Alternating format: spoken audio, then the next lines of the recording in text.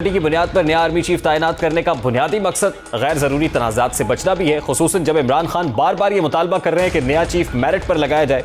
दहाइयों बाद ये पहला मौका होगा कि नया आर्मी चीफ सीनियरिटी की बुनियाद पर तैनात किया जाएगा। अगर ऐसा होता है, यहाँ हम आपको आर्मी चीफ की दौड़ में शामिल सीनियर मोस्ट जनरल से मुतालिक बताते हैं। इनमें से ही एक आर्मी चीफ और बाकियों में से एक chairman joint chiefs of staff होगा।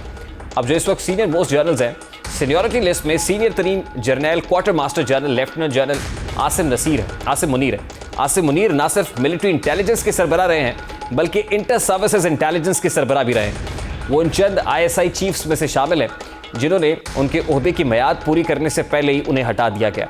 आसिम मुनीर को अक्टूबर 2018 में ISI चीफ मुकर्रर किया गया था। उन्होंने खुफिया इदारे के सुबकदोश होने वाले सरबराह लेफ्टिनेंट जनरल नवीद मुख्तार की जगह ली थी। जुलाई 2018 के इंतखाबात के वक्त वो मिलिट्री इंटेलिजेंस के चीफ थे, यानी MI के चीफ थे। जनरल आसिम मुनीर का ताल्लुक सैयद खानदान से है और वो हाफिज कुरान है। आसिम मुनीर रावलपिंडी के इलाके ढेरी से ताल्लुक रखते हैं। उनके वालिद इकराम मुनीर शोबा तदरीस से वाबस्ता रहे हैं। दिलचस्प बात यह है कि आसिम मुनीर ने कर्नल के ओहदे पर तरक्की पाने के बाद कुरान पाक हिफ्ज़ करने का फैसला किया। उनकी फ़ौज में भर्ती PMA लॉन्ग कोर्स की बजाय ऑफिसर्स ट्रेनिंग कोर्स के जरिए से हुई थी। दूसरे नंबर पर लेफ्टिनेंट जनरल साहिर शमशाद मिर्जा एक ही बैच से ताल्लुक रखने वाले 4 उम्मीदवारों में सबसे सीनियर है। उनका ताल्लुक सिंध रेजिमेंट से है, जो कि मौजूदा chairman joint chiefs of staff committee general Nadeem Raza का पेरेंट यूनिट है। लेफ्टिनेंट जनरल साहिर शमशाद मिर्जा का फौज में बहुत मुतासर कुन करियर रहा है और गुज़श्ता 7 बरस के दौरान उन्होंने अहम लीडरशिप और अहम ओहदों पर फ़राइज़ की अंजामदही की है। उनको जनरल राहील शरीफ के आखिरी 2 बरस में director general military operations DG MI की हैसियत से तवज्जो मिलना शुरू हुई। अपनी इस हैसियत में वो GHQ में जनरल राहील शरीफ की उस कोर टीम का हिस्सा थे जिसने शिमाली वज़ीरिस्तान में तहरीक तालिबान पाकिस्तान यानी TTP के खिलाफ ऑपरेशन की निगरानी की, और इसी तरह से कोऑर्डिनेशन ग्रुप जो QCG है उसमें भी काम करते रहे। पाकिस्तान, अफगानिस्तान, चीन और अमेरिका पर मुश्तमिल इस ग्रुप ने ही बैन अफ़गान मुज़ाकरात में सालसी का किरदार अदा किया था। इसके अलावा लेफ्टिनेंट जनरल साहिर शमशाद मिर्जा सरताज अजीज़ की ज़ेर क़यादत गिलगित बल्तिस्तान में इस्लाहात के लिए बनने वाली कमेटी का भी हिस्सा थे। लेफ्टिनेंट जनरल बनने के बाद उन्हें चीफ ऑफ जनरल स्टाफ तैनात किया गया, जिसका मतलब ये था कि वो फौज में अमली तौर पर चीफ ऑफ आर्मी स्टाफ के बाद दूसरी ताकतवर तरीन शख्सियत बन गए। इस हैसियत में वो खारजा उमूर और कौमी सलामती से मुताल्लिक अहम फैसला साजी में शामिल रहे। अक्टूबर 2021 में उन्हें कोर कमांडर रावलपिंडी तैनात किया गया, ताहम उन्हें ऑपरेशनल तजर्बा हासिल हो जाए और वो अहम ओहदे के लिए अहल हो जाए। एक फौजी ज़राए ने उनके हवाले से बताया है कि चीफ ऑफ आर्मी स्टाफ या chairman joint chiefs of staff committee बनने के लिए वाज़ेह उम्मीदवार है। लेफ्टिनेंट जनरल अजहर अब्बास मौजूदा उम्मीदवारों के माबैन भारत के उमूर पर सबसे ज़्यादा तजर्बाकार फ़र्द है।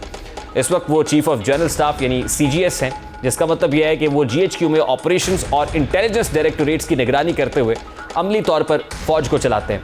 इससे कबल वो 10 कोर की कमांड कर चुके हैं। 10 कोर रावलपिंडी में तैनात होती है, लेकिन इसकी असल तवज्जो कश्मीर पर होती है और ये सियासी हवाले से भी अहम कोर है। ये इस बात का इशारा है कि उन्हें जो मौजूदा आर्मी चीफ का मुकम्मल एतमाद भी हासिल है। लेफ्टिनेंट जनरल अजहर अब्बास माजी में इन्फेंट्री स्कूल कोयटा के कमांडेंट रह चुके हैं। वो साबिक आर्मी चीफ जनरल राहील शरीफ के पर्सनल स्टाफ ऑफिसर भी थे, जिसका मतलब ये है कि उन्होंने आला सतह पर होने वाली फैसला साजी को बहुत ही करीब से देखा है। इस ओहदे की वजह से वो पाकिस्तान मुस्लिम लीग नून की क़यादत और दीगर दोस्त ममालिक की आला क़यादत से भी मिलते रहे। वो मरी में तैनात जो 12 इन्फेंट्री डिवीजन है उस कोर की भी कमांड कर चुके हैं, जहां आज़ाद जम्मू कश्मीर उनकी जिम्मेदारी के इलाके में शामिल थे। बलोच रेजिमेंट से ताल्लुक़ रखने वाले लेफ्टिनेंट जनरल नोमान महमूद इस वक्त नेशनल डिफेंस यूनिवर्सिटी के सदर हैं।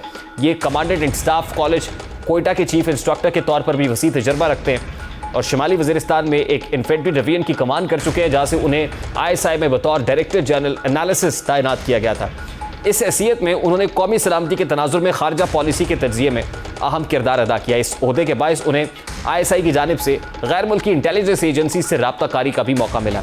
2019 में लेफ्टिनेंट जनरल बनने के बाद उन्हें GHQ में inspector general of communication and information technology तैनात किया गया और बाद उन्हें दिसंबर 2019 में 11 कोर यानी पेशावर कोर में अपॉइंट किया गया था। इस हैसियत में उन्होंने पाक अफगान सरहद की सिक्योरिटी और इस पर बाड़ लगाने के अमल की निगरानी की है। ये वो दौर था जब अमेरिका अफगानिस्तान से अपनी फौजें निकाल रहा था और नवंबर 2021 में उन्होंने पेशावर कोर की कमान लेफ्टिनेंट जनरल फैज़ सुपुर्द कर दी थी।